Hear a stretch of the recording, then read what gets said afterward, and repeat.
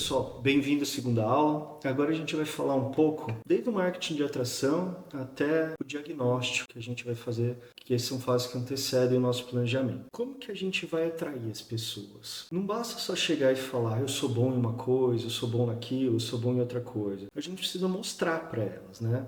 E a gente tem tempo, né, que nem a gente já falou no primeiro aula, para criar essa reputação. Então, muita gente já deve ter ouvido falar marketing de atração. Ele tem um foco ali no médio e longo prazo, não é uma coisa que você vai fazer repentinamente. E você vai atrair as pessoas pelo seu trabalho, pela sua essência. Todo mundo já tem algum histórico profissional, até mesmo no meio político, né? Então, o que você já fez até aqui e o que você sabe fazer que você pode falar para as pessoas que vai atrair elas? Vamos supor, um empreendedor. Ele pode estar ali fazendo vídeos, falando da dificuldade de empreender, tudo que ele já sentiu na pele, tudo que já aconteceu com ele. Ele não precisa criar algo novo.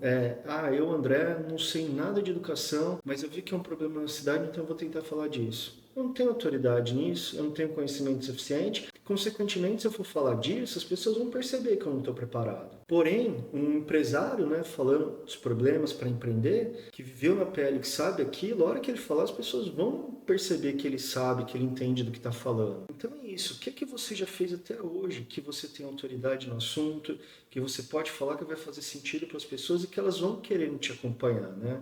Alguém que vai falar dos problemas da saúde, alguém que está olhando ali o que está acontecendo nas pautas nacionais e está ali comentando, né? Que já tem um conhecimento político das coisas que acontecem, e as pessoas vão ver que você sabe daquilo e vão querer te acompanhar, né?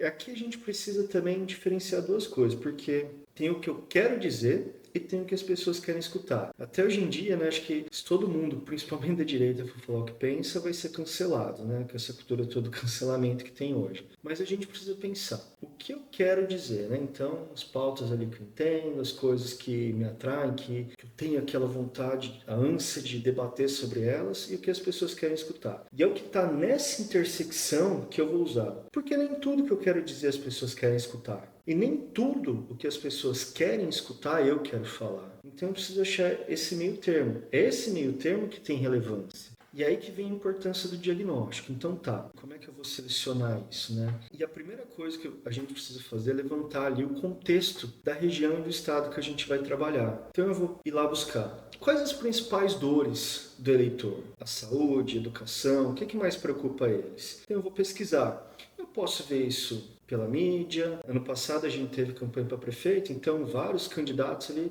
também fizeram pesquisas qualitativas, perguntando para as pessoas quais eram os principais problemas locais. Você tiver acesso a isso, maravilhoso. Senão você pode pesquisar tanto que está na mídia, quais as coisas que a mídia mais local mais bate, conversando com as pessoas, isso é sensacional. Porque às vezes a gente está dentro de uma bolha. Eu vou citar um exemplo. Teve um candidato a prefeito que eu fui auxiliar, e as pessoas, o grupo político que estava em torno dele, eram pessoas de classe A e B. Elas não tinham noção ali, né, do que acontecia tanto fora da bolha, principalmente com a classe D e E.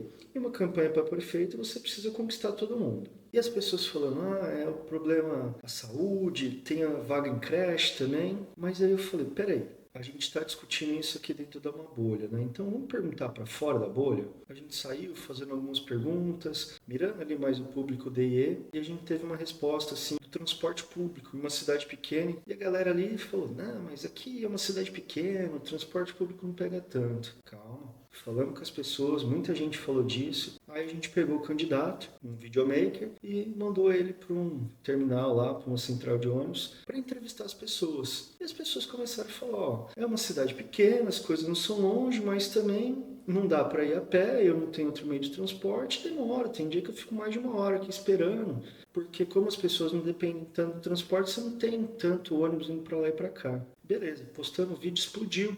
Um monte de gente ali falando e criticando e falando as coisas que passavam. Então, tá vendo? Se a gente às vezes fica escutando só nossa bolha, a gente não vai entender o real problema. Analisar também o perfil demográfico, né, da sua região. Porque lembra, uma campanha para deputada, menos que você esteja numa cidade grande, né, e que essa cidade já tenha os votos suficientes, você vai precisar também ir para outras cidades. E muitas vezes você não conhece tão bem o perfil das outras cidades que nem da cidade que você mora. Qual que é a renda local? Também faixas etárias, né? É uma região que tem uma faixa etária mais alta, mais baixa, isso muda também o perfil do eleitor.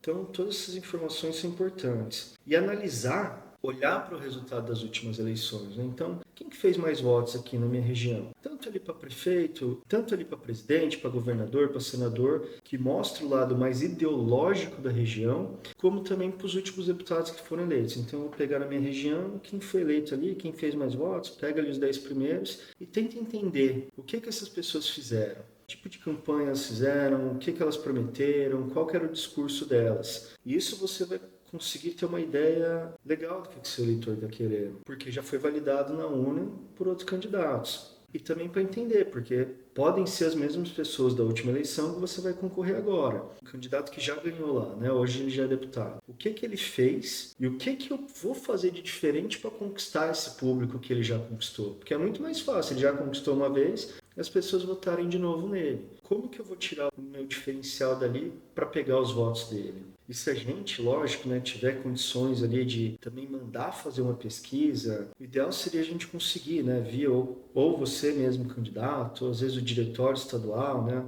ou o diretório municipal conseguir uma verba para fazer pesquisa, tanto agora já para entender o que as pessoas querem, como mais lá para frente, ali também já mais para o meio do ano, para daí a gente preparar a campanha em si, que é muito importante. E não só entender assim, né? O que é os maiores problemas da minha cidade? É educação? Tá, mas o que na educação? Porque às vezes eu tô falando, saúde. Porque a gente precisa de mais vaga, porque a gente precisa disso, porque a gente precisa daquilo. Tá, mas a gente tá sendo vago. Às vezes o real problema é não tem geriatra e a faixa etária ali mais velha quer muito isso. E ninguém tá batendo nisso. É a atenção com o cuidado com a mulher na rede pública. E aí a gente fica, às vezes, no genérico e não vê esse específico, e a hora que a gente acha específico, vai lá, não tem médico suficiente para fazer o cuidado com a mulher na rede pública. Enquanto todo mundo está sendo genérico, você foi lá, acertou, tá falando que as pessoas realmente querem, e você vai conquistar o voto delas. E pensar, né, o que o eleitor espera do deputado, tanto federal, estadual, aqui na minha região. Normalmente, o que as pessoas querem? É alguém que vai meter o pé na porta para defender elas, que vai trazer as coisas que a cidade precisa, que a região precisa, né? Que vai brigar pelas pautas de valores, de costumes, defendendo, que não é aquela pessoa morna, né? Porque muitas pessoas dizem, uma pessoa morna, ela vai chegar lá e não vai me defender, ela não vai lutar pelas coisas, ela não vai brigar para trazer uma emenda, ela não vai brigar pelos abusos que o Supremo está cometendo. Eu quero alguém que chega ali e mete os dois pés na porta para defender tudo que a gente precisa. Por isso até que hoje as redes sociais estão cada vez mais extremistas, né? Porque os candidatos também estão percebendo isso, que eu preciso sempre um pouco mais além para conquistar o voto. E aí a gente mapear, né? Como que a gente vai analisar ali e mapear quais são os principais desafios para minha campanha ali na minha região? Eu tenho na minha região um deputado lá que ele já está em 5º mandato, as pessoas gostam muito dele. Então, eu não vou conseguir ganhar se eu não tirar voto dele. Então, esse é o meu desafio.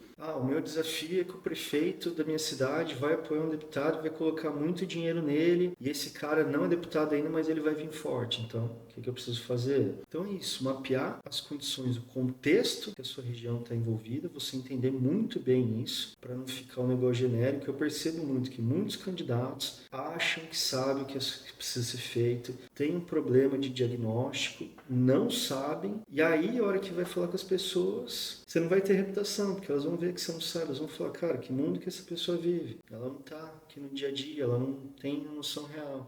E não vão votar em você. Então, esse diagnóstico assim, é extremamente importante e ele vai servir de base para a próxima aula que a gente vai falar do planejamento, né? Porque não adianta eu planejar se eu não sei como que as coisas estão hoje e qual que é o contexto total. Então, na próxima aula, a gente fala sobre planejamento, né, que a gente vai construir para alavancar nossa imagem. Se você gostou dessa aula e quer nos ajudar a continuar produzindo conteúdos assim, nós precisamos da sua doação. Só dessa forma que a gente vai poder fazer o nosso trabalho chegar em ainda mais pessoas.